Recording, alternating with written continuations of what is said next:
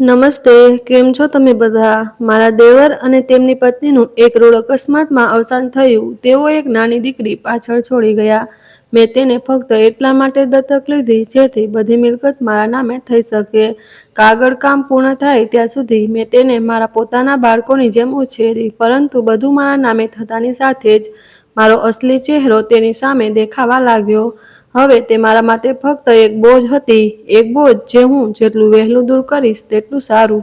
મેં તેની સાથે એવી રીતે વર્તવાનું શરૂ કર્યું કે કદાચ કોઈ તેના દુશ્મન સાથે પણ ન વર્તે. તે વારંવાર રડતી અને કહેતી કે મને ત્રાસ ન આપો, હું અનાથ છું, આ દુનિયામાં મારું કોઈ નથી, મારી સંભાળ રાખનાર ફક્ત ભગવાન છે અને તે મારું બધું જ છે.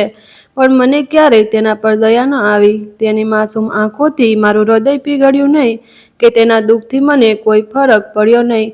હું ઈચ્છતી હતી કે તે કોઈક રીતે મરી જાય અને મારે બોજ ઓછો.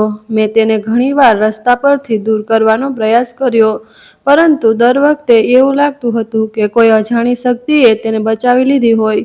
તે મારી આંખોમાં જોઈને કહેતી, તું મારું કંઈ કરી શકતી નથી, ભગવાન મારો રક્ષક છે અને તે મારું રક્ષણ કરે છે. હું તેના શબ્દો સાંભળીને હસતી અને કહેતી, જો ભગવાન તારો રક્ષક હોય તો તું ક્યારેય અનાથ ન હોત. આ સાંભળીને તે શાંતિથી આંખો નીચી કરતી. તેની આંખોમાંથી આંસુ વહેતા, પણ મેં તેમનામાં ક્યારેય માનવતા જોઈ નહીં. મેં નક્કી કર્યું કે આ વખતે હું તેને એવી રીતે મારી નાખીશ કે કોઈને શંકા પણ ન થાય. મેં તેને ખોરાક અને પાણી વગર બંધ રૂમમાં મૂકી દીધી અને મારી માતાના ઘરે ગઈ. ત્યાં હું મારા ભાઈ બહેનો સાથે હસવામાં અને મજાક કરવામાં વ્યસ્ત થઈ ગઈ. મને એક ક્ષણ માટે પણ યાદ નહોતું કે તે છોકરી કેવી હાલતમાં હશે અને મેં તેની સાથે શું કર્યું. 2 દિવસ પછી મેં વિચાર્યું કે અત્યાર સુધીમાં તે મરી ગઈ હશે અને મારો રસ્તો સાફ થઈ ગયો. હું રાહત સાથે ઘરે પાછી ફરી અને દરવાજો ખોલ્યો અને ઘરમાં શાંતિ છવાઈ ગઈ. પરંતુ આખા ઘરમાં એક વિચિત્ર ગંધ ફેલાઈ ગઈ જે મારા હૃદયને સ્પર્શી રહી હતી. હું થોડી ડરી ગઈ અને તે રૂમ તરફ દોડી જ્યાં મેં તેને બંધ કરી હતી. દરવાજો ખોલતાની સાથે જ મારી આંખો એક ક્ષણ માટે અટકી ગઈ. મારી સામેનું દ્રશ્ય જોઈને મારો આત્મા ધ્રુજી ઉઠ્યો, કારણ કે સવારનો સમય હતો અને હું ખૂબ જ ગાઢ નિંદ્રામાં હતી. અચાનક ફોનની જોરદાર રિંગ વાગી. મારી ઊંઘ તૂટી ગઈ. મેં આંખો બંધ કરીને સ્ક્રીન પર જોયું તો તેના પર ઈશાનભાઈ લખેલું હતું. તેને હમણાં જ મને ફોન કરવાનું યાદ આવ્યું. ગમે તેમ મને ઈશાનભાઈ પ્રત્યે નફરત હતી. મનમાં જ તેને ગાળો આપતા મેં ફરીથી આંખો બંધ કરી અને સૂવાનો પ્રયાસ કર્યો, પણ ફોન સતત વાગતો રહ્યો અને આ વખતે મેં ચીડમાં ફોન ઉપાડ્યો અને સાયલન્ટ પર મૂકીને ફરીથી સૂવાનો પ્રયાસ કર્યો. હું સૂવા જતી હતી ત્યારે આ વખતે બહારથી જોરથી દરવાજો ખટખટાવા લાગ્યો. મને એવું લાગ્યું કે હું જઈને આ રીતે દરવાજો ખટખટાવનાર વ્યક્તિનું માથું ફોડી નાખું. પછી હું ગભરાઈને ઊભી થઈ અને ઘડિયાળ તરફ જોયું. 11 વાગ્યા હતા. જ્યારે મેં દરવાજો ખોલ્યો ત્યારે કબીર ત્યાં ઊભો હતો. મારા પતિ ખૂબ જ ગભરાયેલા હતા. તેમના ચહેરા પર નિસ્તેજ હતો અને તેમની આંખોમાં મુશ્કેલી સ્પષ્ટ દેખાઈ રહી હતી. તમે મને જવાબ કેમ નથી આપતા? હું તમને આટલા લાંબા સમયથી ફોન કરી રહ્યો છું. તેમનો અવાજ કઠોર હતો અને તેમની ચિંતા તેમના ચહેરા પર સ્પષ્ટ દેખાઈ રહી હતી. શું થયું? તમે મને કંઈ કહેશો કે નહીં? મેં ગુસ્સામાં પૂછ્યું. તું જલ્દી તૈયારી કર, આપણે હમણાં કાનપુર જવું પડશે. ઈશાનનો અકસ્માત થયો છે. ઈશાન અને તનિષા ભાભી બંને હોસ્પિટલમાં છે. તેમના પાડોશીએ ફોન કર્યો. આ સાંભળતાની સાથે જ મારા પગ નીચેથી જમીન સરકી ગઈ. મને એક આંચકો લાગ્યો, જાણે મારા શરીરમાંથી વીજ કરંટ પસાર થઈ ગયો હોય. મારું હૃદય ધબકતું બંધ થઈ ગયું હોય તેવું લાગ્યું. મેં મારા હોઠ પર જીભ ફેરવી, પણ તે એટલા સુકાઈ ગયા હતા કે હું એક પણ શબ્દ બોલી શકી નહીં. અને કબીરે ઝડપથી કારની ચાવીઓ ઉપાડી અને કંઈ પણ બોલ્યા વિના બહાર નીકળી ગયો. હું ગભરાઈને રૂમમાં દોડી ગઈ અને ઝડપથી મારા કપડાં બદલ્યા. એક નાની બેગ લીધી અને તેની સાથે કારમાં બેઠી. કબીરની આંખોમાં ચિંતા સ્પષ્ટ દેખાઈ રહી હતી. તે દર થોડી વારે ફોન સ્ક્રીન તરફ જોઈ રહ્યો હતો, જાણે તેને કોઈ વધુ ખરાબ સમાચાર મળવાનો ડર હોય. હું ચૂપચાપ બેઠી રહી, પણ અંદરથી મારી હાલત ખરાબ હતી. જો ઈશાનભાઈ ભાનમાં આવે અને કબીરને કહે કે મેં તેમનો ફોન ઉપાડ્યો નથી, તો કબીર શું વિચારશે? આ વિચાર મને અંદરથી ભાંગી રહ્યો હતો. ગાડી રસ્તામાં જ હતી ત્યારે અચાનક કબીરનો ફોન ફરી વાગ્યો. તે ચોંકી ગયો અને ફોન તરફ ઝૂકી ગયો અને ઝડપથી ફોન રિસીવ કર્યો. હેલો. કબીરનો ગંભીર અવાજ સાંભળીને મેં પણ ધ્યાનથી સાંભળવાનો પ્રયાસ કર્યો, પણ ફોન પર શું કહેવામાં આવી રહ્યું છે તે હું સાંભળી શકી નહીં. કબીરનો ચહેરો એક ક્ષણમાં ફીકો પડી ગયો. તેના હાથ ધ્રુજવા લાગ્યા. તેની આંખોમાં એવો ડર હતો જાણે કૃષ્ણ રડી રહ્યો હોય. મારું હૃદય જોર જોરથી ધબકી રહ્યું છે. શું કહી રહ્યા છો? કબીરનો અવાજ તૂટવા લાગ્યો, જાણે તે કોઈ સત્ય સ્વીકારવા તૈયાર ન હોય. અચાનક તેણે એક ઝાટકાથી ગાડી રોકી અને બંને હાથે પોતાનો ચહેરો પકડીને બાળકની જેમ રડવા લાગ્યો. કબીર, શું થયું? હું ડરી ગઈ, પણ મારું હૃદય પહેલાથી જ કોઈ ખરાબ સમાચાર અનુભવી ચૂક્યું હતું. કબીરે ધીમે ધીમે માથું ઊંચું કર્યું. તેની આંખોમાં આંસુઓનો સમુદ્ર હતો. હોઠ ધ્રુજી રહ્યા હતા, પણ બોલી શકતો ન હોય તેવું લાગતું હતું. ખૂબ જ મુશ્કેલીથી તેણે કહ્યું કે ઈશાન હવે આ દુનિયામાં નથી. નેહા. આ સાંભળીને એવું લાગ્યું કે જાણે જીવ મારા શરીરને છોડીને ગયો હોય. શું મારું પોતાનું હૃદય માનવા તૈયાર નહોતું કે આપણો ઈશાન આપણને છોડીને ગયો છે? કબીરની આંખો ખુલ્લી હતી, જાણે તે પોતાને વિશ્વાસ કરી શકતો ન હતો. હું સંપૂર્ણપણે સ્તબ્ધ થઈ ગઈ. તે ઈશાન જેનો ફોન મેં અવગણ્યો હતો, જે કદાચ મને કંઈ કહેવા માંગતો હતો, તે હવે આ દુનિયામાં નથી. મારી આંખોમાં અંધારું છવાઈ ગયું. હૃદય ઝડપથી ધબકવા લાગ્યું. એવું લાગતું હતું કે મારો શ્વાસ બંધ થઈ ગયો છે. કબીરે ફરીથી ગાડી ચાલુ કરી, પણ તેના હાથ ધ્રુજી રહ્યા હતા. તે વારંવાર આંખો લૂછવાનો પ્રયાસ કરી રહ્યો હતો, પણ આંસુ બંધ થતા ન હતા. હું તેને કંઈક કહેવા માંગતી હતી, પણ મારી જીભ પથ્થર જેવી થઈ ગઈ હતી. હોસ્પિટલ અમારા માટે બોજ બની ગઈ. ત્યાં સુધીની દરેક ક્ષણ જાણે સમય પણ થંભી ગયો હોય. અમે અંદર પહોંચતાની સાથે જ સર્વત્ર શાંતિ છવાઈ ગઈ. દરેક ચહેરો અફસોસમાં ડૂબી ગયો હતો. અમારી સામે સફેદ ચાદરમાં લપેટાયેલા એક મૃતદેહ હતો. કબીર આગળ વધ્યો. તેના પગલાં લથડી રહ્યા હતા. તેણે ધ્રુજતા હાથે ચાદર કાઢી અને તેના ભાઈનો ચહેરો જોતા જ તે ત્યાં જ ભાંગી પડ્યો. ઈશાન, તું અમને છોડીને ગયો કેમ?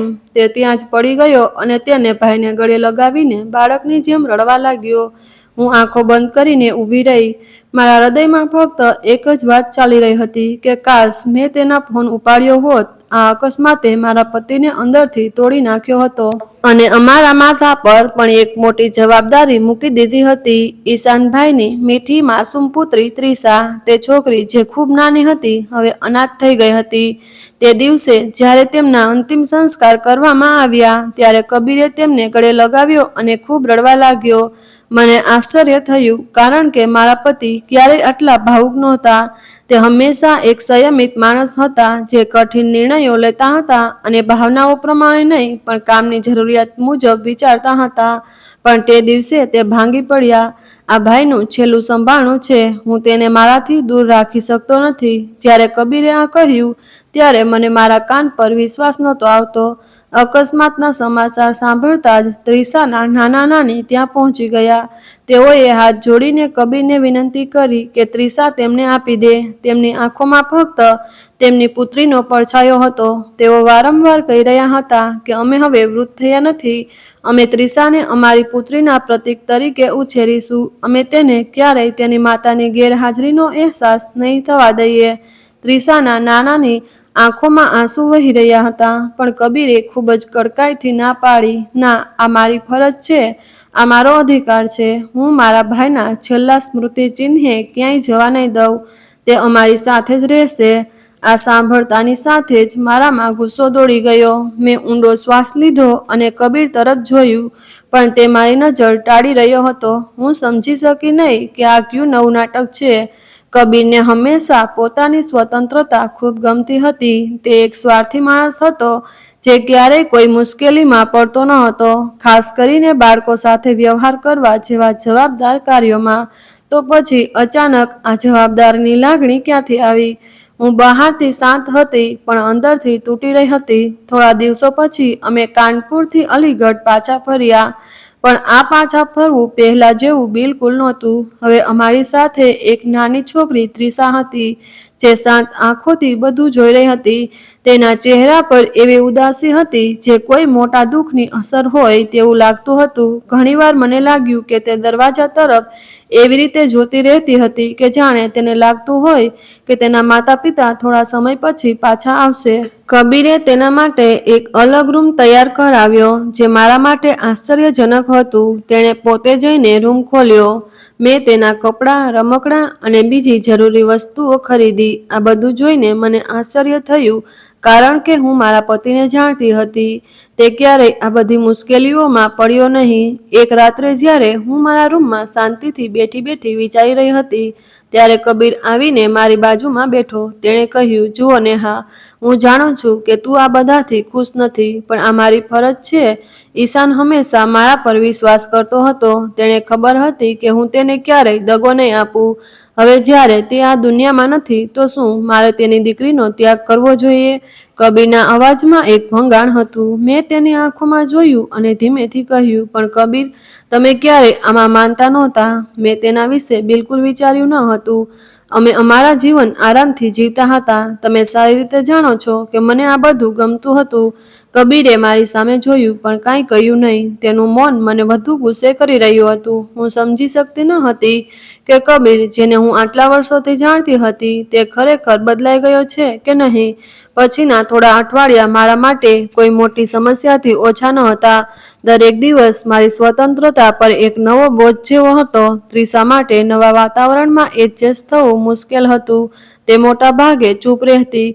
ક્યારેક તે રાત્રે જાગી જતી અને રડતી. કબીરે તેને ખુશ કરવાનો શ્રેષ્ઠ પ્રયાસ કર્યો, પરંતુ તેને કાબૂમાં રાખી શકતો ન હતો. એક દિવસ જ્યારે કબીર ઓફિસ ગયો હતો ત્યારે ત્રિષા અચાનક મારી તરફ દોડી ગઈ અને મારી નજીક ઊભી રહી. તેની આંખો આંસુઓથી ભરાઈ ગઈ હતી. તેણે મને મમ્મી કહી અને આ સાંભળીને મારું હૃદય આઘાત પામ્યું. ત્રિષા, હું તારી મમ્મી નથી, મેં કડક અવાજમાં કહ્યું અને પાછળ હટી ગઈ. તે આશ્ચર્યથી મારી સામે જોવા લાગી. તેની માસૂમ આંખોમાં ઉદાસી હતી. તે જ દિવસે મને સમજાયું કે કદાચ મારામાં એક સ્ત્રી જે પ્રેમની લાગણી હોય છે તે નથી. મને લાગ્યું કે આ બધું મારા માટે બોજ છે અને હું આ બોજ સહન કરી શકતી નથી. કબીરનો મારી સાથેનો વ્યવહાર હવે ઘણો બદલાઈ ગયો હતો.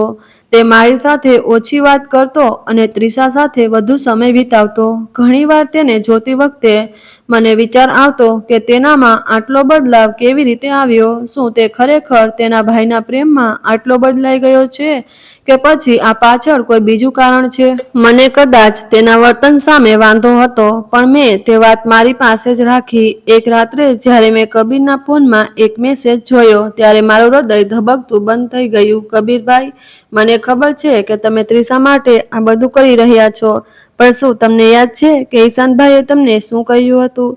શું તમે તે ભૂલી ગયા છો? આ મેસેજ વાંચીને મારા વિચારોની દુનિયામાં ભૂકંપ આવી ગયો. ઈશાનભાઈએ મળતા પહેલા કબીરને શું કહેવાનો પ્રયાસ કર્યો? કબીરે તરત જ મેસેજ ડિલીટ કરી દીધો, પણ થોડી ક્ષણો પૂરતી હતી. મારા મનમાં પ્રશ્નો ઊભા થવા લાગ્યા. ઈશાનભાઈ શું કહેવા માંગતા હતા? કબીર શું છુપાવી રહ્યો હતો?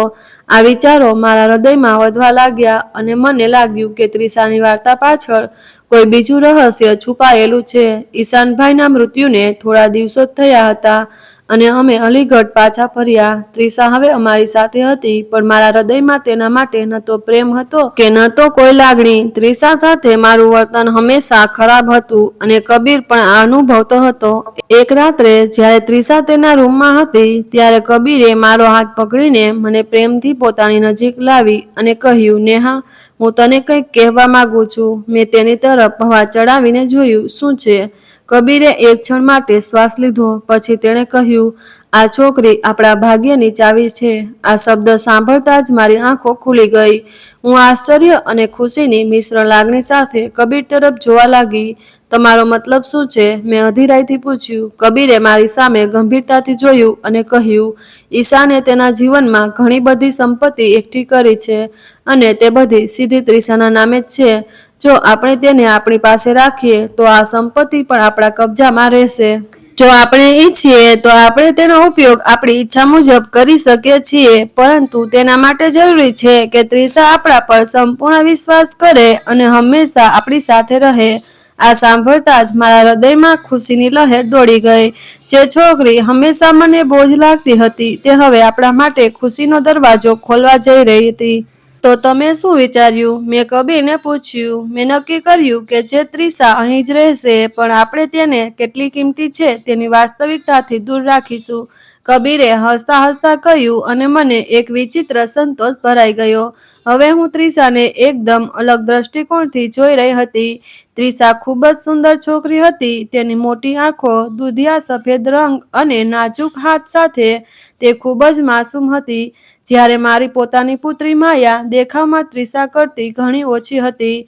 માયાના સામાન્ય રંગ અને દેખાવને કારણે જ્યારે પણ આખો પરિવાર બંને બહેનોને એકસાથે જોતો ત્યારે તેઓ તરત જ ગપસપ કરવા લાગતા. ત્રિષા ચંદ્ર જેવી છે અને માયા બરાબર છે. આ વાત મારા હૃદયમાં કાંટાની જેમ ચોંટી જતી અને માયા માટે દયા આવવા લાગી અને તે જ સમયે ત્રિષા માટે ગુસ્સો વધવા લાગ્યો. કારણ કે બધા હંમેશા ત્રિષાની પ્રશંસા કરતા હતા અને કોઈ મારી પુત્રી વિશે કેમ પૂછતું નથી. આ તે સમય હતો જ્યારે મેં નક્કી કર્યું કે હું ત્રિષાને ક્યારેય તે પદ નહીં આપું જે તે ઈચ્છે છે.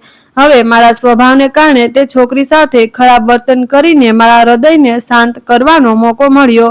ત્રિષા ખૂબ જ બુદ્ધિશાળી હતી. તેને ભણવાનો ખૂબ શોખ હતો. કદાચ તેની માતાએ તેને આ શોખ આપ્યો હતો. તે ઘણીવાર મારા બાળકોને ઝંખનાભરી નજરે જોતી. તેણે એક મોંઘી આંતરરાષ્ટ્રીય શાળામાં અભ્યાસ કર્યો. એક દિવસ તેણે હિંમત ભેગી કરીને કબીરને કહ્યું કે તાયાજી, મમ્મી કહેતી હતી કે ભણવું ખૂબ જ મહત્વપૂર્ણ છે. તેમણે મને ક્યારેય શાળામાંથી રજા લેવાની મંજૂરી આપી નહીં. કૃપા કરીને મને ફરીથી શાળાએ મોકલો. કબીરે તેને સમજાવ્યું કે દીકરા, અત્યારે પરિસ્થિતિ થોડી મુશ્કેલ છે. ચાલો જોઈએ, આપણે જલ્દી વ્યવસ્થા કરીશું. આ સાંભળીને ત્રિષા શાંત થઈ ગઈ, પણ તેની આંખોમાં ઉદાસી હતી અને આ બધું જોઈને મને રાહત થઈ. હું ખરેખર નહોતી ઈચ્છતી કે તે મારા બાળકોની બરાબર રહે. હું નહોતી ઈચ્છતી કે તે અમારા જેવી જિંદગી જીવે. પણ મુદ્દો એ હતો કે જો આપણે ત્રિષાને શિક્ષિત ન કરીએ તો લોકો આના પર પ્રશ્નો કરશે, ખાસ કરીને પરિવારના સભ્યો જેમને પહેલાથી જ ત્રિષા પ્રત્યે સહાનુભૂતિ હતી. અમારે એવું કંઈક કરવું પડ્યું જેનાથી બધાના મોં બંધ થઈ જાય. કોઈ અમારી તરફ આંગળી ન ચીંધી શકે. તે બતાવવા માટે પૂરતું હતું કે અમે તેને શાળાએ મોકલી દીધી છે. બાકીની ચિંતા કરવાની કોઈ જરૂર નથી. કબીરે મારી સામે જોઈને કહ્યું, આ સરકારી શાળામાં કેટલું સારું ભવિષ્ય છે. તે ત્યાં ભણશે અને આરામથી નોકરી મેળવશે. મેં આ વાત સરળતાથી કહી દીધી. જ્યારે ત્રિષાને ખબર પડી કે તેને શાળાએ મોકલવામાં આવી રહી છે ત્યારે તેની ખુશીનો કોઈ પાર નહોતો. તે ખૂબ ખુશ હતી. કદાચ મારી માતા અહીં હોત તો તે ખૂબ ખુશ હોત. તેનો ચહેરો ખુશીથી ચમકતો હતો અને મેં એક ઝેરી સ્મિત છુપાવીને તેના નવા જૂતા અને યુનિફોર્મ આપ્યા અને તેને કહ્યું કે આ પહેરો, નહીંતર શાળામાં બધાને ખબર પડશે કે ત્યાંથી આવી છે. તેણે મારી સામે નિર્દોષતાથી જોયું. કદાચ તે મારા શબ્દો પાછળ છુપાયેલ નફરત સમજી શકી નહીં. ત્રિષા સરકારી શાળામાં ગયા પછી મારા હૃદયને રાહત થઈ. હવે તે મારા બાળકો સાથે બેસતી નહોતી. હવે તે અમારા ઘરમાં હોવા છતાં અજાણી બની ગઈ હતી. તે સવારે વહેલા શાળાએ જતી, બપોરે પાછી આવતી અને તેના રૂમમાં શાંતિથી બેસતી. ક્યારેક રાત્રે તેના રડવાનો અવાજ સંભળાતો, પણ હું ક્યારેય જઈને તેને સાંત્વના આપતી નહીં. આ બધું જરૂરી હતું. જો આપણે ત્રિષા પ્રત્યે વધુ પડતી સહાનુભૂતિ બતાવીએ તો તે આપણા પર હાવી થઈ જશે. આપણને તેને નિયંત્રણ કરવી પડશે જેથી સંપત્તિ આપણા હાથમાંથી સરકી ન જાય. કબીરે એક દિવસ મને તે સમજાવ્યું અને મેં કહ્યું, હા, મને ખબર છે અને હું સારી રીતે સમજુ છું કે આપણે શું કરવાનું છે. મેં આત્મવિશ્વાસભર્યા અવાજમાં કહ્યું, હવે ત્રિષા આપણું જીવન છે. તે અમારા ભાગ્યની ચાવી હતી, પણ અમે તેને ક્યારેય પ્રેમ કર્યો નહીં. અમે તેને ક્યારેય પોતાની માનતા નહોતા. ત્રિષાની બુદ્ધિ મારા હૃદયમાં નફરત વધારી રહી હતી. મેં મનમાં નક્કી કર્યું કે હું તેને કોઈ પણ રીતે આગળ વધવા નહીં દઉં. જો તે આ રીતે આગળ વધતી રહી તો પરિવારમાં બધા કહેશે કે ત્રિષા ઈશાનભાઈની દીકરી છે અને તેના ગુણો તેમના જેવા જ છે. જ્યારે મારા પોતાના બાળકો, જેમના પર મેં ઘણા પૈસા ખર્ચ્યા હતા, તેઓ હજુ પણ સામાન્ય ગ્રેડ સાથે પાસ થશે, પરંતુ હું કોઈ પણ કિંમતે આ સહન કરી શકતી ન હતી. સૌપ્રથમ મેં તેને ઘરના નાના કામમાં રોકી દીધી. જ્યારે તે બપોરે શાળાએથી પાછી આવતી ત્યારે હું તેને શ્વાસ લેવાનો સમય આપ્યા વિના કામ પર લગાવી દેતી. ત્રિષા, વાસણો ધોઈ નાખ. ત્રિષા, કપડાં ઇસ્ત્રી કરી દે. ત્રિષા, અહીં ફ્લોર પર સાફ કર. ત્રિષા, રસોડું સાફ કર. હું તેને એટલું બધું કામ આપતી કે તે થાકીને થાકી જતી. એને તે પછી તેણીએ તેનું શાળાનું હોમવર્ક કરવાની હિંમત પણ ન રહેતી. પછી જ્યારે તે મુશ્કેલીથી પુસ્તક ખોલતી ત્યારે હું કોઈને કોઈ બહાનું બનાવીને તેની પાસેથી પુસ્તક છીનવી લેતી. આ શું છે? હવે તું તારી સ્કૂલના કામમાં ખૂબ મહેનત કરીશ. તારી માતાએ તને ખૂબ બગાડી, મેં કહ્યું અને તેની નકલના પાના ફાડી નાખ્યા. ત્રિષાની આંખોમાંથી આંસુ વહેવા લાગ્યા, પણ તે કાંઈ બોલી નહીં. તે ખૂબ જ ધીરજવાન છોકરી હતી. તે ક્યારેય મારી સાથે દલીલ કરતી નહોતી. તેણે ક્યારેય પોતાના હક માટે અવાજ ઉઠાવ્યો નહીં. જ્યારે પણ તે થાકી જતી, મોડું કામ કરતી કે થોડું ખોટું પણ કરતી, હું તેને નિર્દયતાથી મારતી. નકામી છોકરી, તું કોઈ કામ બરાબર કરી શકતી નથી. હું તેને ઠપકો આપતી અને ક્યારેક તેના ચહેરા પર થપ્પડ મારતી. ક્યારેક હું તેના હાથમાં લાકડાના ચમચાથી મારતી અને ક્યારેક તેના કાન મચકોડતી. ત્રિષા રડતા રડતા ખૂણામાં છુપાઈ જતી.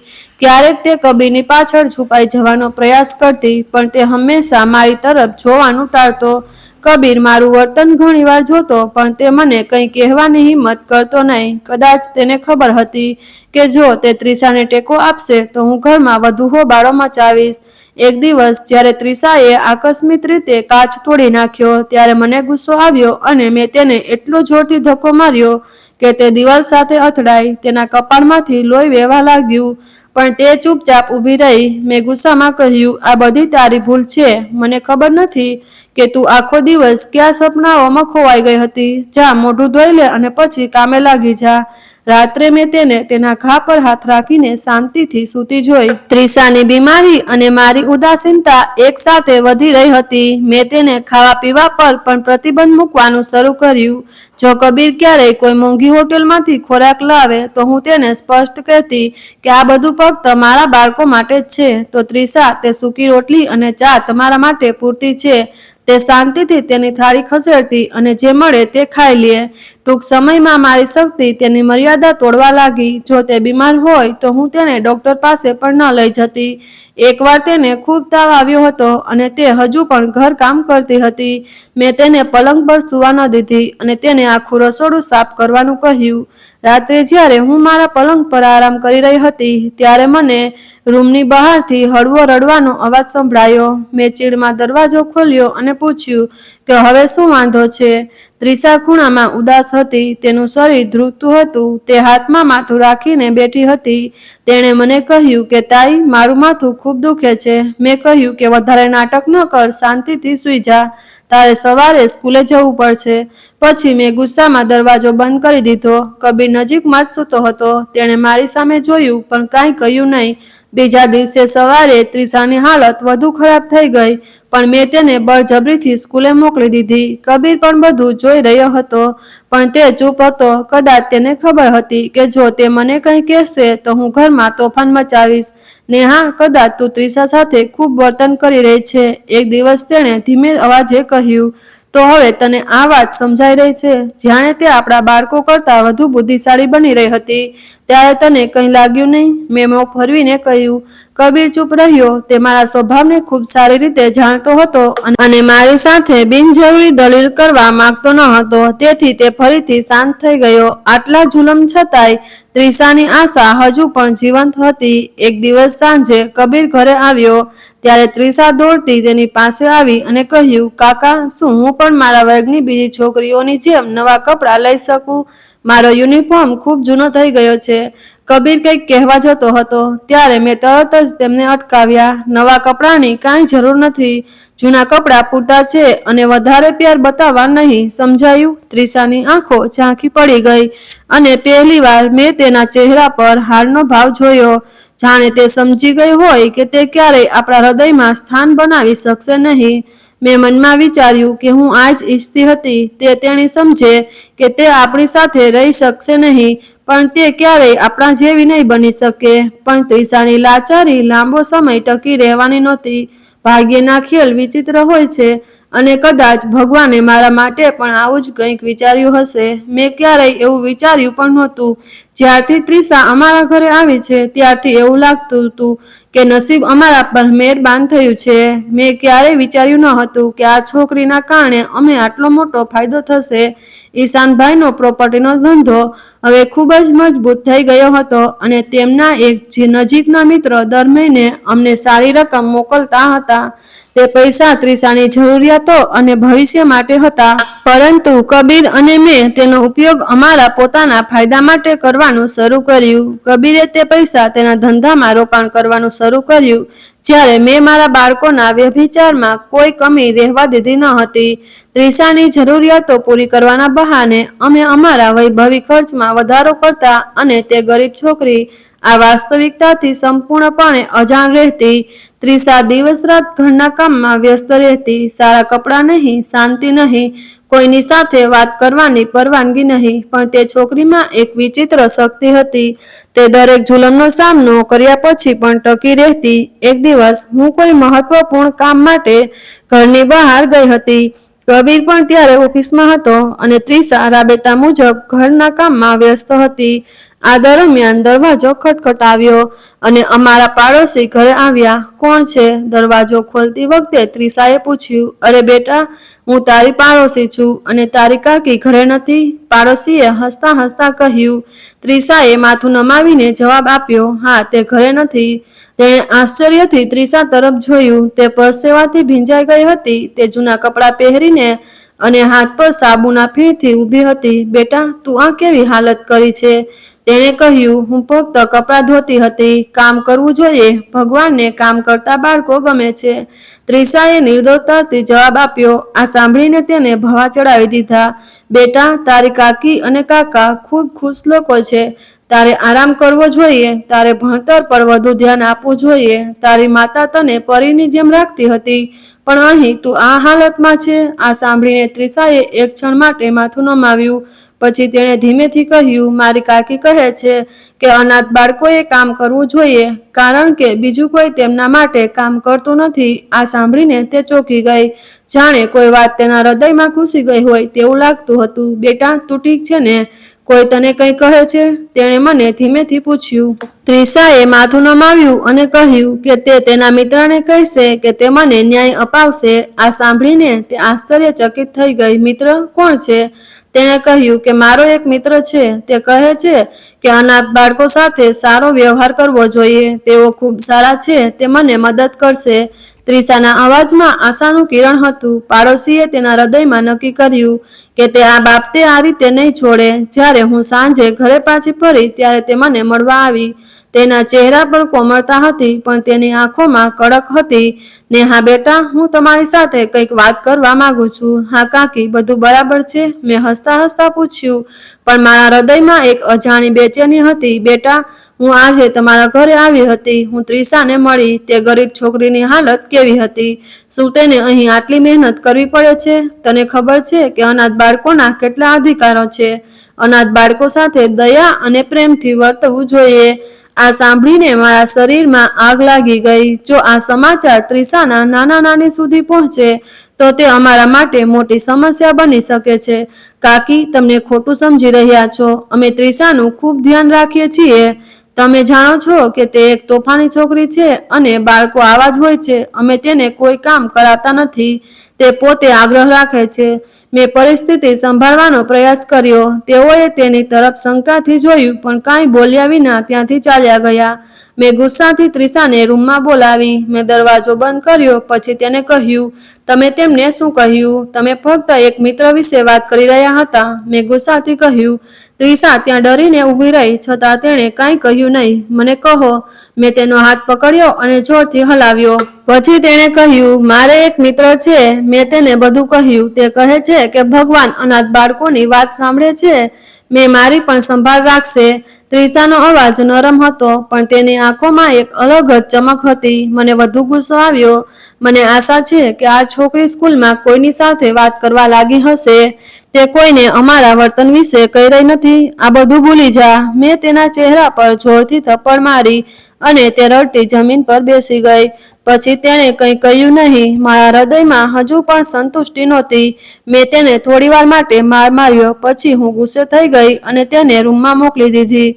મેં કહ્યું કે હવે તું ભૂખ અને તરસથી પીડાશે, જેથી ભવિષ્યમાં તું કોઈ ભૂલ ન કરે અને તને સમજણ આવે. કોઈની સાથે વાહિયાત વાતો ના કર. મેં દરવાજો કડક રીતે બંધ કરી દીધો. ત્રિશા અંદર બેસીને રડતી રહી, પણ મેં એક ક્ષણ માટે પણ તેની વાત સાંભળી નહીં. પછી મેં નક્કી કર્યું કે હું હવે ઘરમાં નહીં રહું.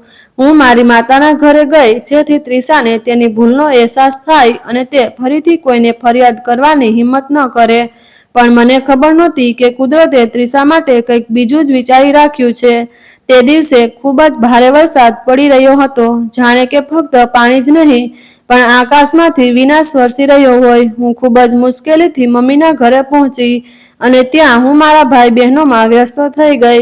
અમે બધા લાંબા સમય સુધી હસતા અને મજાક કરતા રહ્યા. અમે વિવિધ વાતો કરતા રહ્યા અને મને એક ક્ષણ માટે પણ વિચાર આવ્યો નહીં કે મેં એક માસૂમ છોકરીને ભૂખી અને તરસી મારા ઘરમાં બંધ કરી દીધી છે. આખી રાત વરસાદ ચાલુ રહ્યો અને હું ઘરે પાછી ફરી શકી નહીં. કબીરે ફોન પર એમ કહ્યું કે હવામાન ખૂબ જ ખરાબ છે. તે પણ ઘરે જઈ શક્યો નહીં અને અમે રાહતનો શ્વાસ લીધો કે ઓછામાં ઓછી એક રાત તો આરામથી પસાર થશે. પરંતુ બીજે દિવસે સવારે મમ્મીના ઘરે એવો અકસ્માત થયો કે મારા પગ નીચેથી જમીન સરકી ગઈ. મારો એકમાત્ર દીકરો માનવ તેના પિતરાઈ ભાઈ સાથે છત પર રમી રહ્યો હતો. હવામાન સારું નહોતું અને બાળકો વરસાદ પછી ઠંડી હવામાં રમવાનો આનંદ માણી રહ્યા હતા. હું પણ મમ્મી સાથે રસોડામાં બેસીને વાતો કરી રહી હતી. ત્યારે અચાનક ઘરમાં અવાજ આવ્યો. માનવ પડી ગયો. કોઈની ચીસો સાંભળીને મારા હાથમાંથી પાણીનો ગ્લાસ પડી ગયો અને તે જમીન પર પડી.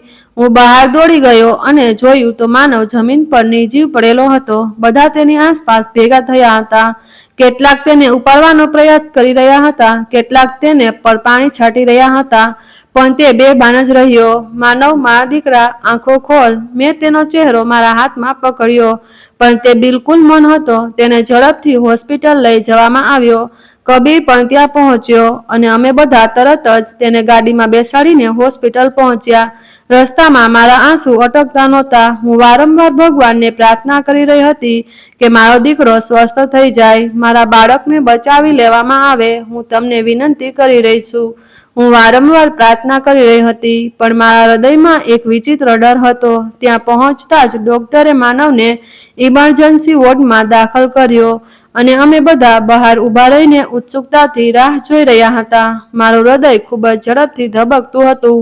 મારા હાથ ધ્રુજતા હતા. મારી આંખો સમક્ષ ફક્ત એક જ દ્રશ્ય તરવરતું હતું, જ્યારે મારો માસૂમ દીકરો હસતો હતો અને રમતો હતો, પણ હવે તે હોસ્પિટલના પલંગ પર બેભાન અવસ્થામાં પડેલો હતો. 1 કલાક રાહ જોયા પછી ડોક્ટર બહાર આવ્યા અને તેનો ચહેરો જોઈને હું ડરી ગઈ. મારું બાળક કેવું છે? મેં ગભરાઈને પૂછ્યું. ડોક્ટરે ઊંડો શ્વાસ લીધો અને ધીમેથી કહ્યું, અમે અમારા શ્રેષ્ઠ પ્રયાસો કર્યા છે, પણ પડી જવાથી તેની કરોડરજ્જુને ઘણી અસર થઈ છે. તમારો મતલબ શું છે? મારું માથું સ્તબ્ધ થઈ ગયું. માનવની કરોડરજ્જુ તૂટી ગઈ છે અને તે ફરીથી ચાલવાની શક્યતા ખૂબ જ ઓછી છે. આ સાંભળતાની સાથે જ મારા પગ નીચેથી જમીન સરકી ગઈ. ના, આ જૂઠું છે. મારો દીકરો બિલકુલ ઠીક થઈ જશે. મેં ચીસો પાડવાનું શરૂ કર્યું. કબીરના ચહેરા પર ઊંડો આઘાત હતો. તેની આંખોમાં આંસુ હતા, પણ તે ફક્ત ચૂપચાપ ઊભો હતો. હું તે ક્ષણે જમીન પર બેઠી. મારું શરીર ધ્રુજવા લાગ્યું. મારા બાળક સાથે આવું ન થઈ શકે. હું તરત જ નજીકના મંદિરમાં ગઈ અને મારા પુત્ર માટે પ્રાર્થના કરવા લાગી. મારા હૃદયમાં ભયની લહેર હતી. હું ધ્રુજી રહી હતી. મેં રડતા રડતા ભગવાનને પ્રાર્થના કરી, હે ભગવાન, હું ખૂબ જ દોષિત છું, પણ મારા પુત્ર સાથે કંઈ ન થવું જોઈએ. હું બધું બરાબર કરીશ. બસ મારા બાળકને સારું કરી દે. મારી આંખોમાંથી આંસુ વહી રહ્યા હતા, પણ અચાનક મને લાગ્યું કે કોઈ મારી નજીક આવી રહ્યું છે. અવાજ ખૂબ જ પરિચિત લાગતો હતો. તે ત્રિશાનો અવાજ હતો. હું ત્રિશાના રડવાનો અવાજ સાંભળી શકતી હતી. એ જ ત્રિશા જેને મેં ગઈકાલે રાત્રે રૂમમાં બંધ કરી હતી. અચાનક મારા હૃદયમાં એક ભયાનક વિચાર આવ્યો. મેં ત્રિશાને ઘરમાં કેદ કરી રાખી હતી. તે આખી રાત ભૂખી અને તરસી બંધ હતી. જો તેની સાથે કંઈ ખરાબ થયું તો શું થશે? મારા અંદર ભયનું મોજું દોડી ગયું. મેં ઝડપથી પ્રાર્થના પૂરી કરી અને એકલા ઘર તરફ દોડી ગઈ. વરસાદ બંધ થઈ ગયો હતો અને બધે પાણી હતું. ઘરની નજીક પહોંચતા જ મારું હૃદય જોરથી ધબકવા લાગ્યું. મેં ઝડપથી દરવાજો ખોલ્યો અને અંદર પગ મૂકતા જ મને એક વિચિત્ર શાંતિનો અનુભવ થયો. મેં ત્રિશાને ધીમેથી બોલાવી પણ કોઈ અવાજ ન મળ્યો. મારું હૃદય વધુ ઝડપથી ધબકવા લાગ્યું. મેં રૂમનો દરવાજો ખોલ્યો અને અંદર ડોક્યું કરતા જ મારો શ્વાસ બંધ થઈ ગયો. ત્રિશા જમીન પર બેભાન હાલતમાં પડી હતી. તેના હોઠ સુકાઈ ગયા હતા. તેનો ચહેરો ફીકો પડી ગયો હતો. તેના શ્વાસ હળવા હતા. ત્રિશા, મેં ગભરાટમાં તેને હલાવી પણ કોઈ હલનચલન નહોતી. તેના શ્વાસ ખૂબ જ હળવા હતા. મારા હૃદયમાં ચીસો પાડવાનો અવાજ ગુંજવા લાગ્યો. હું રડવા લાગી પણ તે ભાનમાં ન આવી. ત્રિશા, કૃપા કરીને ઉઠ દીકરા, હું તારી માફી માંગુ છું. ભગવાન માટે તારી આંખો ખોલ. હું રડી રહી હતી અને ચીસો પાડી રહી હતી પણ તે નિર્જીવ પડી રહી હતી. મારા ગુનાઓની સજા આ ક્ષણે મારી સામે હતી. એટલામાં જ દરવાજો ખટખટાવ્યો. હું દરવાજો ખોલવા દોડી ગઈ અને જોયું કે પાડોશીઓ અને પાડોશના કેટલાક લોકો ત્યાં ઊભા હતા. નેહા, તે શું કર્યું? તેના અવાજમાં ગુસ્સો હતો. આ બધું તારા કારણે થયું છે. જો ત્રિશાને કંઈક થશે તો ભગવાન પણ તને માફ નહીં કરે. તે ક્ષણે મને એવું લાગ્યું કે હું ગુગડાવી રહી છું. મેં ત્રિશાને હોસ્પિટલ લઈ ગઈ અને ડોક્ટરને તેને ઇમરજન્સી વોર્ડમાં દાખલ કરી. હું બહાર બેઠી રડતી રહી. હું વારંવાર ભગવાનને પ્રાર્થના કરતી રહી પણ મારા હૃદયમાં એક જ પ્રશ્ન હતો. શું મારા દીકરાનો અકસ્માત મારી સજા હતી? શું ભગવાન મને મારો બદલો આપી રહ્યા છે? આખા રસ્તે મારી પ્રાર્થનાઓ અને આંખો આંસુઓથી ભરાઈ ગઈ. હું મારી જાતને શાપ આપી રહી હતી અને મારી ક્રૂરતાને યાદ કરી રહી હતી. મારા મનમાં વારંવાર એક જ પ્રશ્ન ઉભરી રહ્યો હતો. શું આ બધું ત્રિશાના શાપનું પરિણામ છે? મેં ક્યારેય વિચાર્યું ન હતું કે અનાથ છોકરીની આંખો આકાશ સુધી પહોંચી શકે છે. હું મારા દીકરાના દુઃખથી પીડાતી હતી પણ ત્રિશા પણ કોઈની દીકરી હતી. તેના માતા પિતા તેને એટલો જ પ્રેમ કરતા હશે જેટલો હું મારા દીકરાને પ્રેમ કરતી હતી. મને રૂમમાં ત્રિશાએ ભગવાનને લખેલો એક પત્ર મળ્યો. એ ભગવાન, તમે બધું જાણો છો પણ છતાં હું તમને ફરિયાદ કરવા માંગુ છું. મારી તાઈ મારી સાથે ખૂબ જ ખરાબ વર્તન કરે છે. તે મને સારા કપડાં નથી આપતી. તે મને ખૂબ માર મારે છે. મને યોગ્ય ખોરાક પણ નથી મળતો. મેં તાઈને ઘણી વાર કહ્યું છે કે હું શાળામાં સારો અભ્યાસ કરવા માંગુ છું પણ તાઈ કહે છે કે હું અનાથ છું, મારે ભણવાની જરૂર નથી. શું હું ખરેખર સારી વસ્તુઓ માટે સક્ષમ નથી? તાઈ હંમેશા કહે છે કે ભગવાન બધું જુએ છે. તે અનાથોને પ્રેમ કરે છે. જો તમે ખરેખર મને જોઈ રહ્યા છો તો મને મારા માતા પિતા પાસે બોલાવો અથવા એવી જગ્યાએ લઈ જાઓ જ્યાં કોઈ મને માર ન મારે, ખરાબ ન કહે, મને ભણવામાં મદદ કરે. મેં મારી માતાને વચન આપ્યું હતું કે હું મોટી થઈને એક સારી છોકરી બનીશ પણ તાઈ કહે છે કે હું બોજ છું. જો તમે મારી વાત સાંભળી રહ્યા છો તો કૃપા કરીને મને બીજે ક્યાંક લઈ જાઓ. હું નાની કેદી છું. પત્ર મારા હાથમાંથી જમીન પર પડી ગયો અને મારું શરીર ધ્રુજવા લાગ્યું. મને ખૂબ શરમ આવી. મેં એક નાની છોકરીનું શું કર્યું છે જેને ભગવાનનું અપમાન કર્યું? મને એટલી ખાતરી હતી કે મેં મારી બધી મુશ્કેલીઓ કોઈ માણસને નહીં પણ સીધી ભગવાનને ફરિયાદ કરી અને હું જે આટલી મોટી જ્ઞાની હતી તે ભૂલી ગઈ કે ભગવાન અજાણ નથી. ભગવાને મને મારી ક્રૂરતા માટે સજા આપી છે. હું ખૂબ રડવા લાગી અને ભગવાન પાસે માફી માંગવા લાગી કે હું એક મોટી પાપી છું. હું એક અનાથ છોકરીને ત્રાસ આપતી રહી. મેં તેની સાથે એવી રીતે વર્તન કર્યું જેની તે લાયક નહોતી. મેં ખૂબ માફી માંગી. કૃપા કરીને મને માફ કરો. મારી હિચકી હવે બંધ થઈ ગઈ. હું મારા ગુનાઓ માટે ભગવાન પાસે સતત માફી માંગી રહી હતી.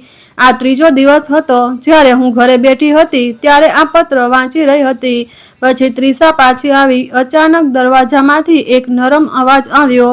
મેં માથું ઊંચું કર્યું. મેં દરવાજા તરફ જોયું અને મારી આંખો આંસુઓથી ઝાંખી પડી ગઈ. અમારી પાડોશી કાકી દરવાજા પર ઊભી હતી અને ત્રિશા તેની સાથે હતી. એવું લાગતું હતું કે કોઈએ મારું હૃદય પાછું છોડી દીધું છે. ત્રિશાના ચહેરા પર એક વિચિત્ર શાંતિ હતી. જાણે તે બધું સમજી ગઈ હોય. જાણે તે જાણતી હોય કે તેની સાથે શું થયું છે. તેણે ગુસ્સાથી મારી તરફ જોયું, પછી કહ્યું, નેહા, તું માણસ છે કે પથ્થર? આ માસૂમ બાળકી તારી દેરની દીકરી છે અને તે તેને રૂમમાં બંધ કરી દીધી. મારી જીભ ચૂપ થઈ ગઈ. હું કંઈ બોલી શકી નહીં. જો તે દિવસે તેને હોસ્પિટલ લઈ જવામાં વધુ વિલંબ થયો હોત તો કદાચ આ સુંદર બાળકી ત્રિષા હવે આ દુનિયામાં ન હોત. આ સાંભળતાની સાથે જ મારું હૃદય દુઃખી થયું. મેં શું કર્યું? તેણે બોલવાનું પૂરું કર્યું કે તરત જ મને બીજો આઘાત લાગ્યો. ત્રિષાના નાના નાનીને જાણ કરવામાં આવી છે અને તેઓ તેને લેવા આવી રહ્યા છે. ના, મેં તરત જ બૂમ પાડી કે ત્રિષા અહીંથી જઈ શકતી નથી. પણ હું આવું કેમ કરી રહી હતી? જો મને મારી ભૂલનો અહેસાસ થયો હોત તો મને હજુ પણ ડર હતો કે ત્રિષા ગયા પછી દર મહિને તેના નામે આવતા પૈસા પણ બંધ થઈ જશે. ત્રિષાની મૌન આંખો મારી તરફ જોઈ રહી હતી. તેની આંખોમાં કોઈ ગુસ્સો નહોતો, કોઈ દ્વેષ નહોતો, બદલો લેવાની કોઈ ઈચ્છા નહોતી. ફક્ત એક વિચિત્ર મૌન હતું જે મારા આત્માને હચમચાવી રહ્યું હતું. કબીર પણ તે સમયે ઘરે આવ્યો અને તે શાંતિથી ઊભો રહીને બધું જોઈ રહ્યો હતો. આ ભગવાનનો ન્યાય છે, નેહા? કબીરના અવાજમાં એક વિચિત્ર ઉદાસી હતી. મારા આંસુ કાબૂમાં નહોતા. મેં ત્રિષાને ત્રાસ આપ્યો અને ભગવાને મારા દીકરાની બધી ખુશી મારી પાસેથી છીનવી લીધી.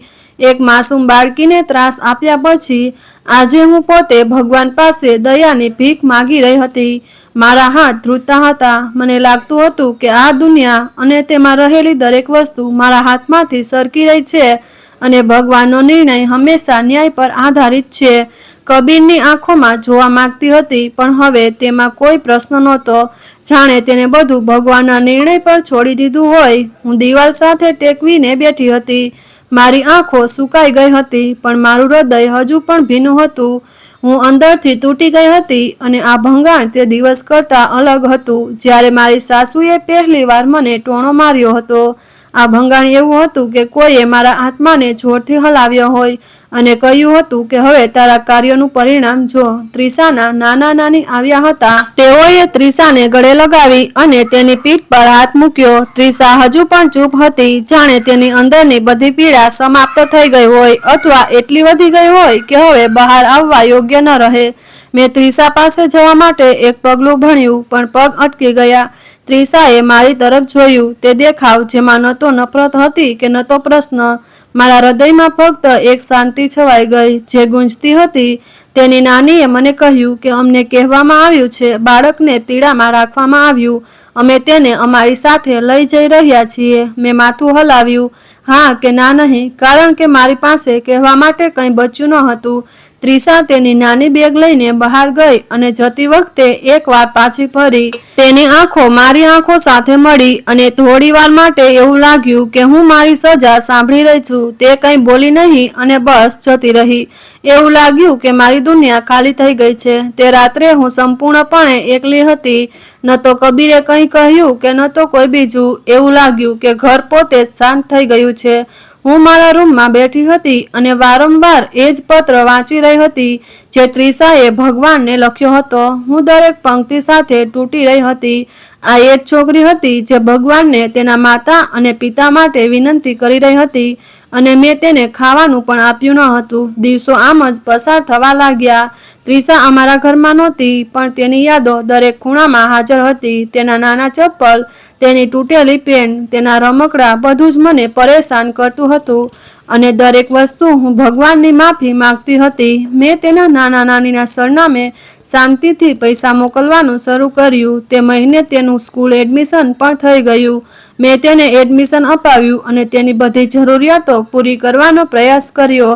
તેના વગર બધું અધૂરું હતું. કબીરે મને કાંઈ કહ્યું નહીં. તે ફક્ત બધી વાત વિશે ચૂપ રહ્યો. હું તેને જોતી રહી અને કદાચ અંદરથી તેને ખબર હતી કે મારું દુઃખ સજા બની ગયું છે. ઘણીવાર મને લાગતું હતું કે હું બધું બદલી શકું પણ હવે જે થયું છે તે પાછું નહીં આવે. 1 વર્ષ વીતી ગયું. ત્રિષા મોટી થઈ રહી હતી અને હું અંદરથી નાની થતી ગઈ. મેં ધીમે ધીમે મારી જાતને સમાજ સેવામાં સમર્પિત કરી દીધી. હવે હું એ જ સંસ્થા સાથે કામ કરતી હતી જે અનાથ બાળકો માટે કામ કરતી હતી. મને ખબર હતી કે કદાચ હું ત્રિષાની ખાલી જગ્યા ભરી શકીશ નહીં પણ કદાચ હું કોઈ બીજી ત્રિષાને એ બધું આપી શકું જે હું તેને આપી શકતી ન હતી. એક દિવસ ઓફિસથી પાછા ફરતી વખતે હું મંદિર પાસે રોકાઈ ગઈ.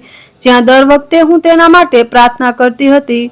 આજે મને કંઈક અલગ જ લાગ્યું, જાણે હવામાં થોડી શાંતિ હતી. મેં આંખો બંધ કરીને પ્રાર્થના કરી અને પાછળ ફરી. ત્યાં એક છોકરી ઊભી હતી.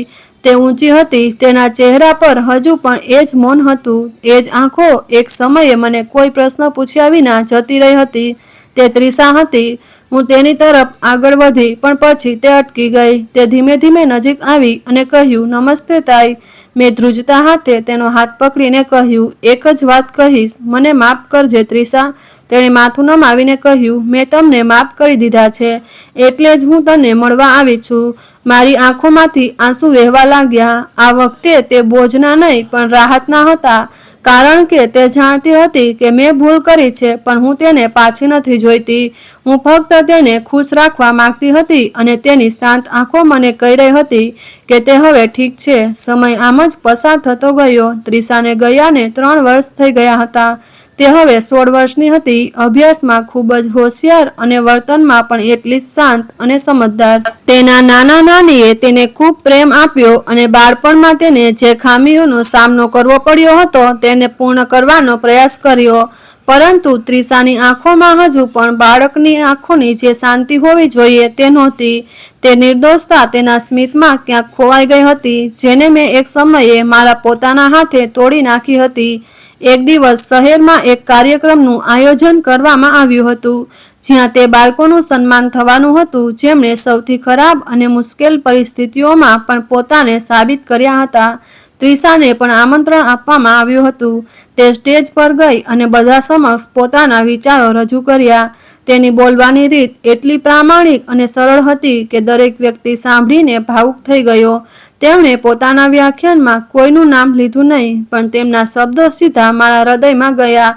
તે કહી રહી હતી કે જીવનમાં આશા ગુમાવો તો પણ ભગવાનમાં આશા ન ગુમાવો, કારણ કે બીજા કોઈ પાસેથી નહીં પણ તમને તેની પાસેથી ચોક્કસ ન્યાય મળે છે. હું પણ તે ફંક્શનમાં બેઠેલા લોકોમાં હતી. હું કબીર સાથે ત્યાં આવી હતી અને જ્યારે મેં ત્રિષાને જોઈ ત્યારે મારું હૃદય ધ્રુજી ઉઠ્યું. ત્રિષા પહેલા કરતાં ખૂબ જ અલગ દેખાતી હતી, પણ તેની આંખો એવી જ હતી. મારી આંખો ભરાઈ ગઈ, પણ હું મારી જાતને રોકી ન શકી. ફંક્શન પૂરું થતાં જ હું ત્યાં પાછી ગઈ ત્રિષાને મળવા. જ્યારે ત્રિષાએ મને જોઈ ત્યારે તે એક ક્ષણ માટે પણ કાંઈ બોલી નહીં. તે ફક્ત ત્યાં ચૂપચાપ ઊભી રહી. પછી મેં ધ્રુજતા અવાજે કહ્યું, ત્રિષા, શું તું મને માફ કરી શકે?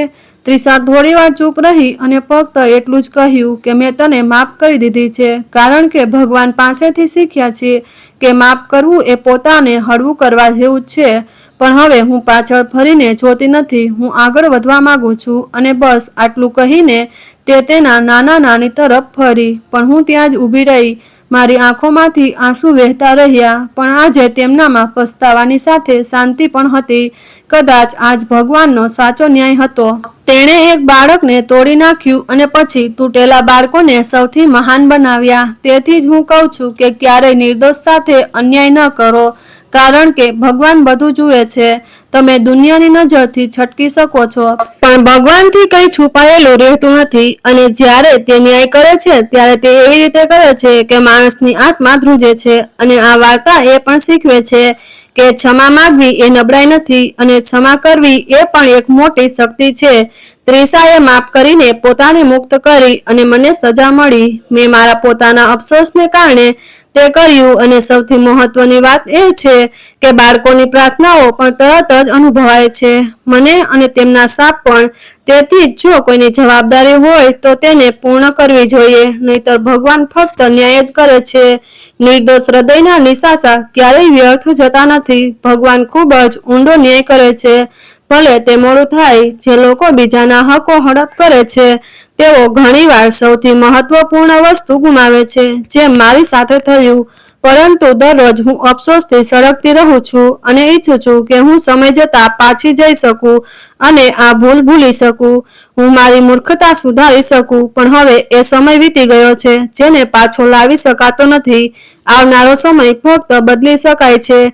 તેથી તમારે એવું ન કરવું જોઈએ જેનો તમને પસ્તાવો થાય. મિત્રો, મને આશા છે કે તમને અમારી વાર્તા ગમી હશે. જો તમને વાર્તા ગમી હોય તો વિડીયોને લાઈક કરો. જો તમે ચેનલ પર નવા છો તો ચેનલને સબસ્ક્રાઇબ કરો અને હા, સૂચના ઘંટડી દબાવો જેથી તમને આગળની અપડેટ પહેલા મળે.